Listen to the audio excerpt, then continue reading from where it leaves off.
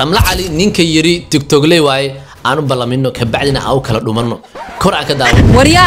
قبل الصومالي إن الله فوضى ما أقولي رمل علي شهادة الشرف أيها واحد بدون سيء مدحينها جمهورية الفدرالية الصومالية مداني حسن شيخ محمود قبلان صوماليا كم تشاء بوكسين كسيدو كلنا نقطة قبل هوريسي صومالي بوكسر سيدو كلنا متشي أولمبيكدي لابد كوني لباتنكي أيضا عالم كسيدة قبل كلية الذي كرمانتا صوماليا ومثلي كرتا أو بروفيشنال سيدو كلنا صوماليا هير جارسين كرتا أو سيدو كلنا ترتمد عالمي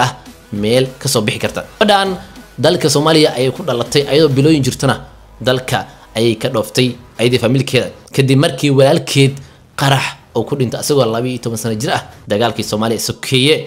مركي جودان دالك إنجليز كأي كسر كرتي سو كلنا إنجليز كأيدو ير أيو يحب لعب البوكسينج كا وحكسر قريب كشيء جامبيونشيب كا إنجليز كا كوبان أي كوتا لابد يكون يجد تمن كي أيو يحب لعبين الصومالي متشو صوماليا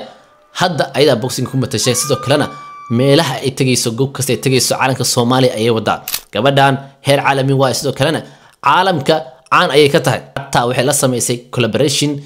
wada shaqeyn shirkadaha caalamiga ah ee waaweyn ee dharka soo saara iyo sidoo kale laacibiin waaweyn gabadhan Soomaaliyeed ee Ramla Cali magac weyn ay adduunka kale ka leedahay laakiin Soomaalida ma oga waxaan rabaa Soomaaliya gabadhan Soomaaliyeed marka dalkeeda ay ku soo laabatay si u soo booqato u soo aragto sidoo kale u dhiirigeliso gabdhaha Soomaaliyeed ee sportiga xiiseeya badaya loo qabtay waa la soo dhaweeyay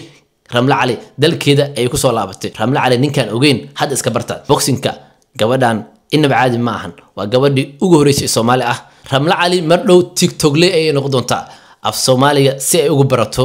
gabadha yarista oo TikTok leyda ay muuqaal la soo sameysay aydo af Soomaali ku hadlayso isku dayayso diyaarinayso si ay u baratana af Soomaaligeeda Ramla Cali waxa leenahay ku soo dhawaaw dalka Soomaaliya خويلي وحاس وحاس أكفيرني ونقدر حل